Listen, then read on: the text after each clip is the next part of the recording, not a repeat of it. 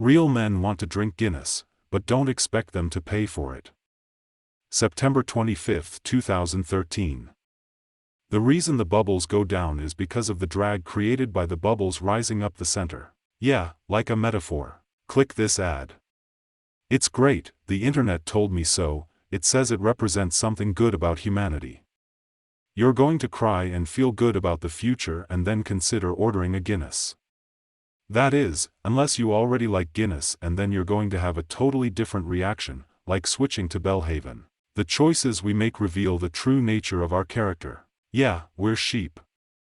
Message received. That wasn't the message. Are you sure? According to social critics around the internet, this ad is such a refreshing change, great to see sensitivity and strength combined, promotes a new kind of masculinity. I'd like to know what was wrong with the old masculinity. The one featured on Game of Thrones? Was it too masculine? Before you applaud this ad for breaking the mold of beer adverts, you would do well to remember that all ads are aspirational, not representational, and for sure not inspirational, i.e. the ad thinks this will work on the target demo because it describes an aspirational image for the demo, i.e. the ad has made several important assumptions about the kind of person who would like this ad, not the product, the ad, and you're not going to like them. Still don't see it? Take yourself back to 1990. What would this ad have looked like? In 1990, the ad would have shown the masculinity and heroism of the crippled guy, him, in his chair, keeping up with the bipeds, both physically and mentally, taking shots and landing zingers. Wheels, laughing. You still throwing bricks? What is this, a Mason's convention? I got an idea. Let's just gather up all these bricks and build a shelter for the homeless so your mom has a place to live. Group, laughing. Oh no, he didn't just bring up your mama. Biped, laughing. Can someone sub in for Mr. Motherfucking March of Dimes? He needs to take off for 2 hours to watch 60 Minutes. Group, laughing. Snap. His mama looks like Morley Safer. Wheels, laughing, fouling a tree ent. Sorry, you either smoke or you get smoked. And you got smoked. Biped, laughing. Tree ent. Oh, that's funny on 2 levels. Wheels shoots but is blocked by biped. Biped, laughing. It's true, white men can't jump. Good game, high fives all around. Voiceover. A real man doesn't see limits. He doesn't see disability. He takes on whatever life throws his way, sets up, and shoots for 3. It's not about the best trick shot, it's about points on the board. And the way he handles the rebounds will define him as a man. Life is a team sport, and most people play to lose. For the winners, there's Guinness. Then we'd pass the bong around and watch Simon and Simon reruns. I may not be remembering everything accurately, it was a long time ago. But this ad does the exact opposite. It shows a bunch of men, signaled by the modern external cues of tricep tattoos, wide gaits and carefully managed stubble, playing down to Davros's level, not as a one-time offering, but as a regular weekly game. That's very sensitive, but, just curious, do these guys who grab a shower in the locker room have another weekly basketball game where they play standing up, or is this all it takes to satisfy their interest in recreational athletics? Because I can't imagine anyone who actually likes playing basketball to be able to do it only this way. Perhaps their Cosmo girlfriends give them 2 evenings off a week for bro-ng? Get ready for a super sexist comment that is nevertheless 100% true. Good thing my rum makes me impervious to your idiotic criticisms. Reducing yourself because you think it's a show of solidarity is a straight-up chick thing to do. See also slut walks and crying excessively for the deceased. It was super brave that Kelly Pickler shaved her head to support her friend with breast cancer, but what the hell was the point? Breast cancer awareness. Isn't that what the implants are for? Getting the message out. The most generous interpretation of her "look at me" behavior would be, I'm supporting my friend, showing that people can be beautiful even without hair, especially if they have a spectacular body and a national dance show, and a glam squad, and a wig, and are not on chemo. Message received, oncology can bite me, I'm calling a stylist. I can hear the grumbling, so I'll make a slight modification. Only a woman would allow another person to reduce themselves in a show of support. When Joseph Gordon-Levitt improvised the head-shaving scene in 50-50, Seth Rogen didn't then grab the hedge clippers and say, "I'm not going to let my BFF feel bad about himself because that would be, you know, underscore underscore underscore underscore underscore underscore underscore underscore underscore underscore underscore underscore underscore underscore underscore underscore underscore underscore underscore. Is it gay? No, no, is it retarded? You're both right. Everyone's a winner." I could use this ad as a commentary about the wussification of America, the guilt of privilege, the land of sensitivity training, etc., etc., but that would be wrong, and anyway I don't have that kind of time. I started writing a porn book. This book has become my own personal nightmarish Hamlet, a scary real-life example of what the return of the repressed looks like, and FYI it looks horrifying. Remember the scene in Ju-on where whatever the hell that ghost thing is materializes in the window, not to look at anyone specifically, but only to reveal that it is watching? According to psychoanalysis, this is what turns me on. 2. All of the psychologically necessary praise for this ad can be attributed to two things. 1. It's for Guinness, which is already a kind of masculine product. 2. The woefully diluted premise that ads try to sell you on a product. Oh my God, what year is this? Stop it, this is wrong. Ads do not try to sell you a product. Is Mad Men cancelled yet? On that now unwatchable soap opera, creative stays up all night eating Chinese and trading taglines, trying to capture the essence of the product. Essence of the product for whom? In fairness, back then there was only one TV and one wallet per household, so demos tended to be a little more broad, by which I mean women. Fair enough, and not anymore.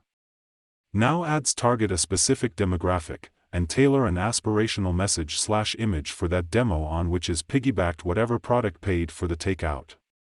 The product is irrelevant. Write it down on a sticky note next to ABC, it will help. If the ad works you will consequently want the product no matter what it is. This is what I mean when I say ads teach you not what to want but how to want. You could use this exact same Guinness ad to sell something as unmasculine as Guar Gum flavored ice cream and it would work just as well, and I know this because. While you wonder who copied what and why they bothered, let me observe a key difference between this Indian ad and the American. In the Indian ad, everyone is handicapped, and the one biped joins in. His innate importance is signaled by his Iverson jersey. Keep in mind this is 2006. That's your metaphor for an aspirational, westernized, privileged but still socially conscious young man in India surrounded by the rest of India. 3. My interest here is not the tricks the ad uses to get you to like Guinness, but what the fact of the existence of such an ad says about American men today. It's bad. It's really, really bad. Let's go back to the assumptions the ad makes about its target demo. What is the target demo? Think about this. Not who drinks Guinness already. This is not a brand reinforcement ad. Who are the people the ad is trying to attract? The ad doesn't comment on Guinness drinkers, it is making assumptions about people who like the ad. Who is the ad trying to attract? Is it paraplegics? That's a weird guess. Is it basketball players? I'm going to assume that's code, no. Is it 30-something guys who play basketball and then go to bars to meet women? No, that's Heineken's gimmick. Aspirational, look at the ad, who is not those men, but considers them masculine, sees something more masculine than themselves. It's beta males. The best of men, except for actual men. What is a beta male? He is the kind of man who anxiously looks for something to identify him as a man, while doing nothing to become a man. For him, there's Guinness. Hold on. You're saying that Guinness assumes if I like this ad I'm like a loser? Yes. Or a girl. Tagline. Dedication. Loyalty. Friendship. I'm sorry, is this an ad for beer or golden retrievers? Why not good nutrition or isn't always yapping about her frenemies? Just because the guy saying them sounds like a man doesn't mean these words are branding for men. Usually, male values are the things you have to teach or encourage people to do, like bravery, or sacrifice, or stoicism, where the default, the easier thing, is to not do those things. Dedication and friendship don't code for men, they are too basic for men, they code simply for person, although women get associated with them because, not much more is expected of women. For whatever reason, society has made the observation that women seem to be worse at friendship than men, and that reason is called TV, way to set the bar really really low, Shonda. You're my person. Ugh, Jesus, someone silkwood me. It's not that these values are inferior, it's that you can't imagine someone else needs to praise them, or that any person alive or dead would feel good about themselves for having them or would seek to be described this way. I'm a good friend. Of course you are, there's no sacrifice involved, plus it gives you someone to talk at. This Guinness ad is for the demographic that aspires to positive experiences and pretend challenges buried in rhetorical cover so to avoid the guilt about its meaninglessness. The cedar roasted asparagus has good chew. I don't know how to enjoy it, so I'll Instagram it. Wheelchair b-ball is nice, but it has nothing to do with being a man or masculinity, or females and femininity, or anything, and the point here is that the public's desire to link it to masculinity is a sign of three very bad things. A pervasive sense of insecurity and inadequacy in many men, which has a precise psychoanalytic characterization that I will not elaborate on here and which the ad reassures you is so not true, you loyal friend, you're a real man. B. Another example of the media teaching people how to want, how to think, in this case about themselves. C. The general public's exhaustion with masculine men who don't deliver on their masculinity, i.e. and e.g. getting the check. I think your interpretation of the ad is wrong. Maybe this is the Dexedrine talking, but I think you liked the ad. Do a system check. Did you like the ad? Well, I kinda liked the song. Yeah. That's why it was also in Grey's Anatomy. 4. You may have heard that it's hard to be a modern woman because of the impossible expectations media sets, but you should try it from the penis side. Not measuring up in America generates a distinct response in men. Let's see if I can elicit it in you. No? Wanna bet? Here's an ad that is female analog of the Guinness ad, i.e. it played on the same show and time. Let's run the experiment. Storyboard, raining. Pretty brunette in iris and ink trench and skirt sufficiently above the knee comes out of a lean-in and, oopsie, she has no umbrella. Oh my god, that's so hysterical. So she runs to a passing salaryman and huddles underneath his. He's surprised, obviously. The last half Asian to come up on a white guy in the rain was The Ring, and we all know how that ended. Code 4 Asian, by walking by a Chinese restaurant. She gazes into his eyes. We're headed the same way, right? She NLPs, yeah, he responds, but 5 steps later you can see his pacemaker go off as she blue balls him for another umbrella that crosses their path, this time a basketball player's. Everybody still with me? Let's keep going. A few steps later, she froggers off towards the next passing guy, and when she settles in there eye contact lingers for longer than this married guy has had in a decade. After you, she says in some kind of way that means some kind of thing. 3 more steps, and she dumps him and his thrifty tote bag for a luxury SUV. She closes the door, a sigh of relief. She made it. So? How do you feel? Here's the tagline, it's all in how you get there. Well, how did she get there? Here's one interpretation, she's a cunt, by which I mean a woman.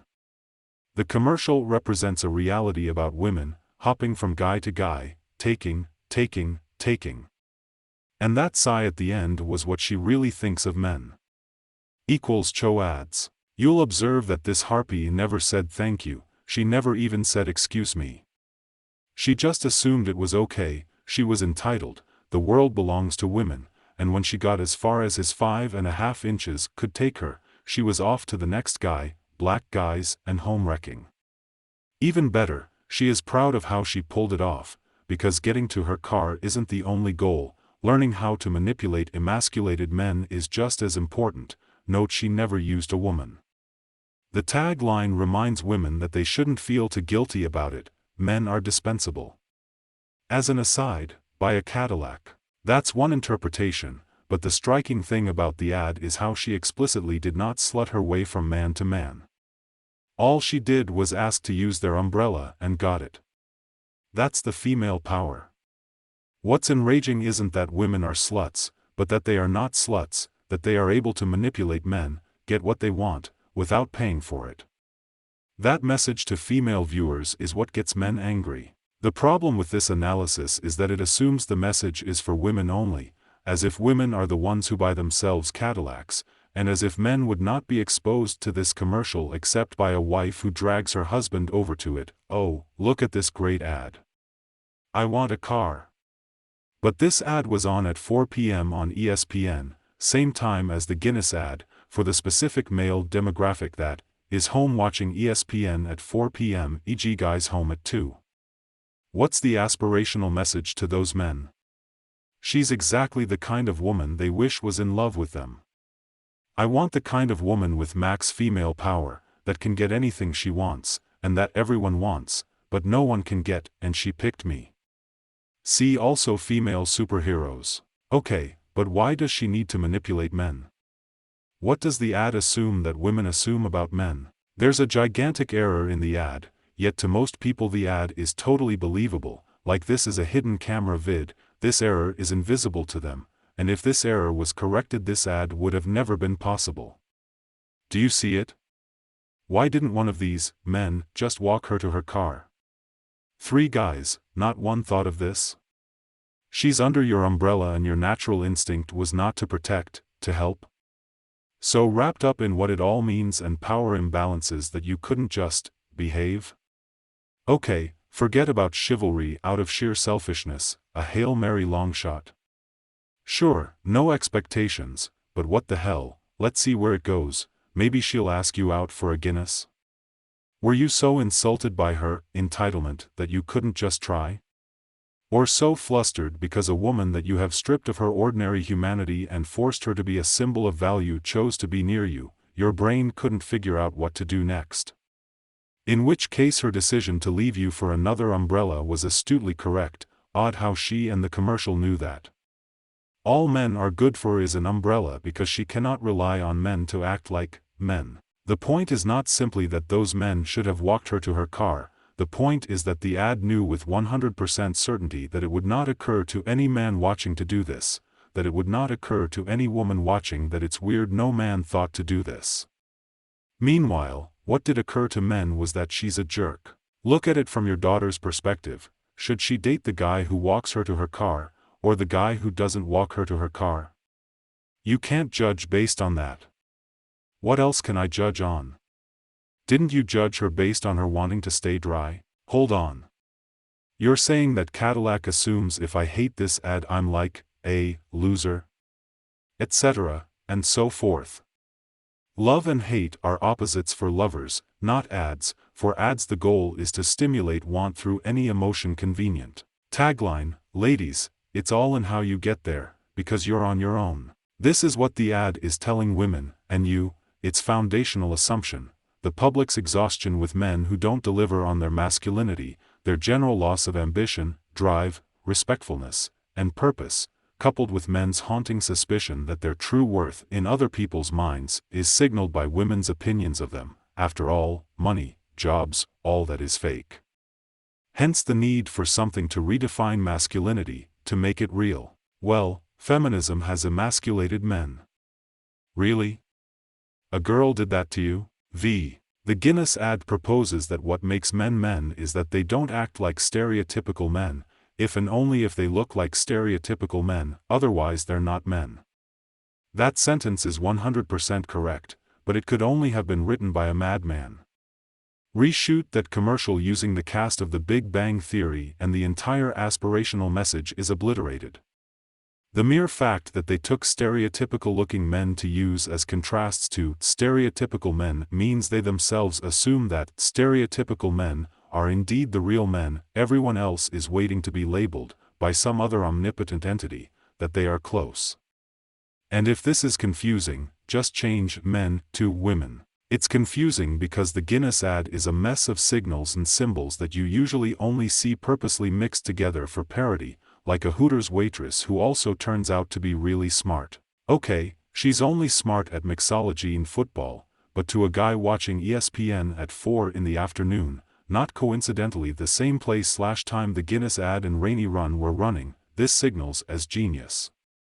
The question is, why would the demo watching this want her to be smart also? Look at her, what more do you want? Which is the same question as, why would the demo watching this want the Guinness guys to be a new kind of masculinity? What is the precise origin of the want? Look at the guy in the chair, gentleman of 4 p.m. football, that guy is aspirational you.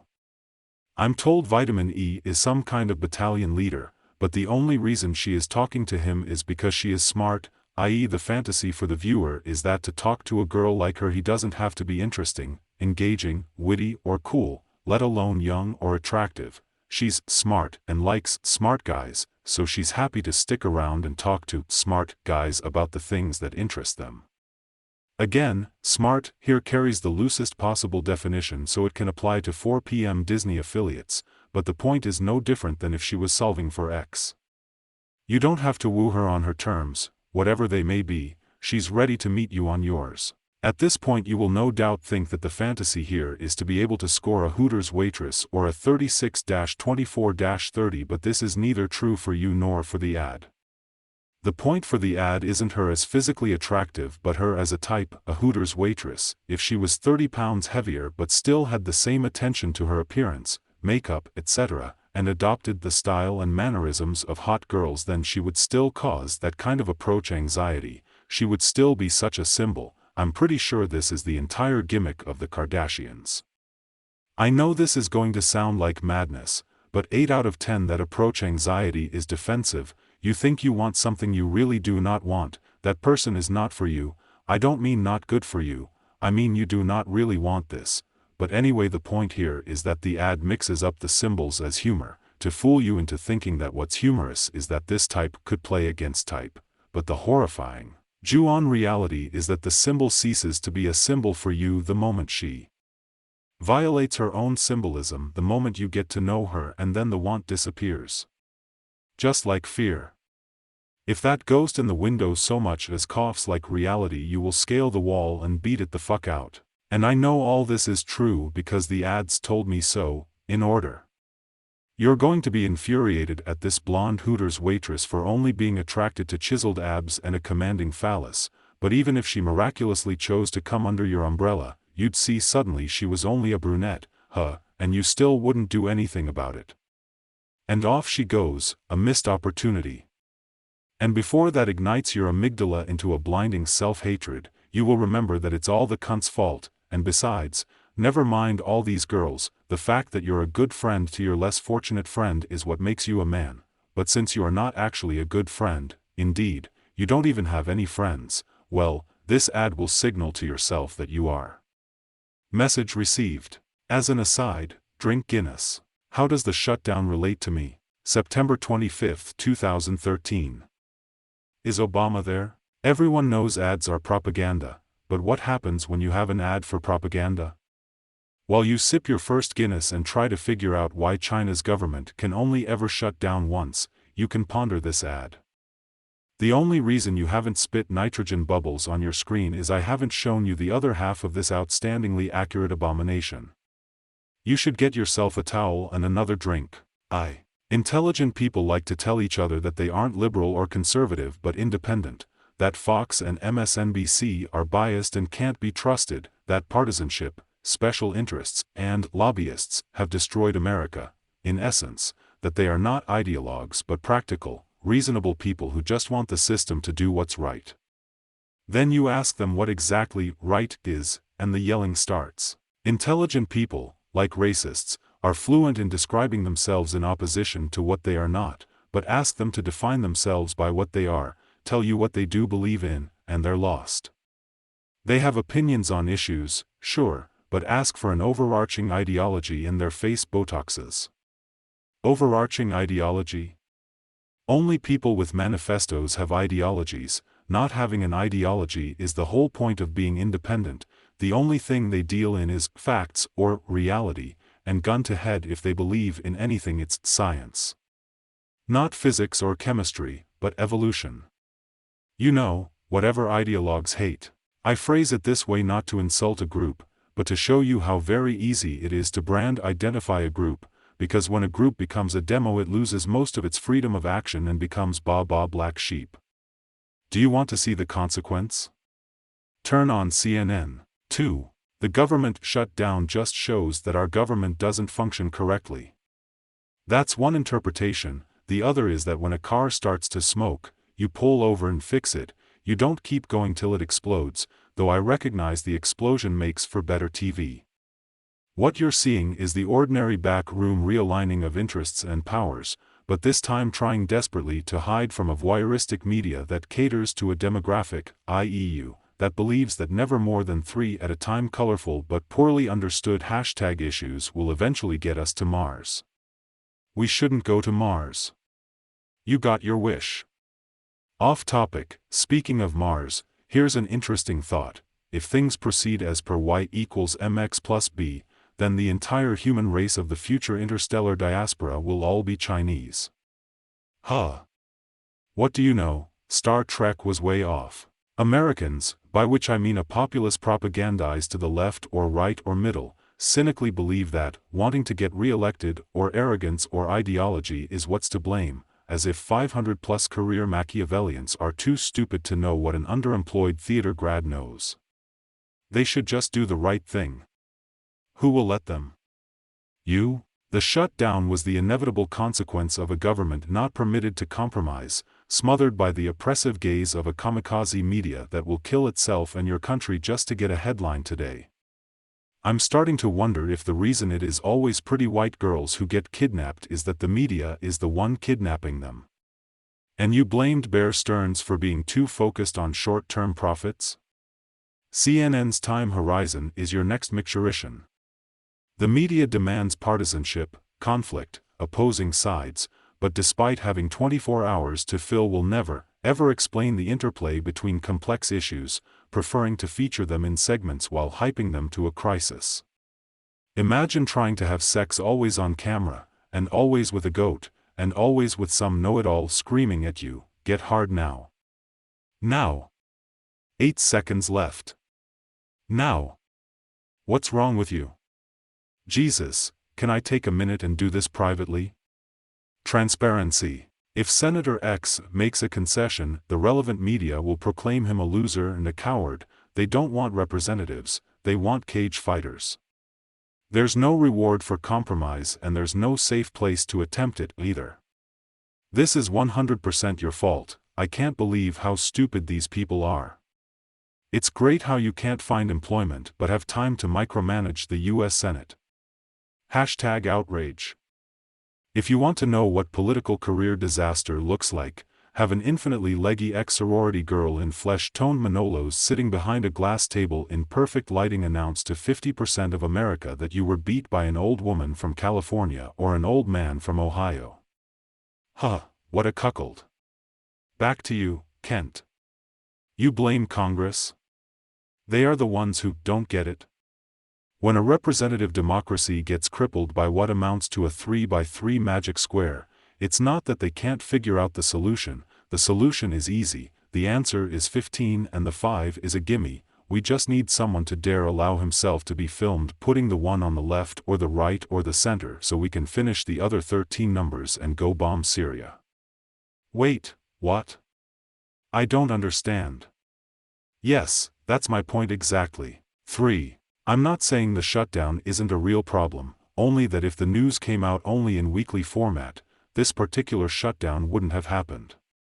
Or, said differently, if there was a government shutdown at a time when the news came out only weekly, it would mean we were getting a new flag. All of what is now being subverted by the media has been detailed in the process of government, you should read it.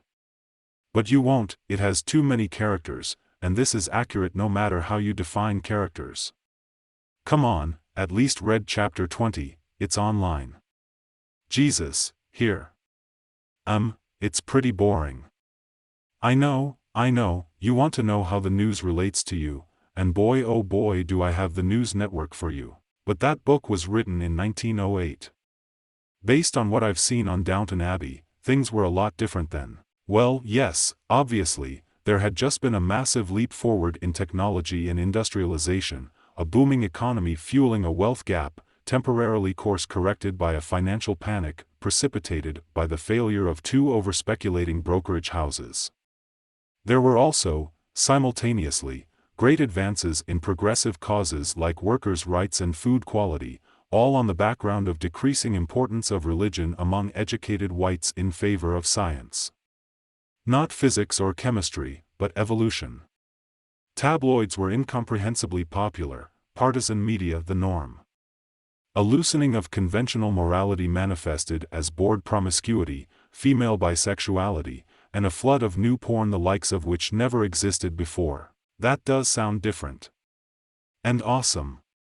What did their millennial kids inherit? What did they experience over their adult lives, say 1929 to 1945? I totally don't know. Boardwalk Empire only goes up to 1924 and Mad Men starts 1960. 4. The problem with blaming the shutdown on congressional partisans is that the partisans on either side know exactly what they want.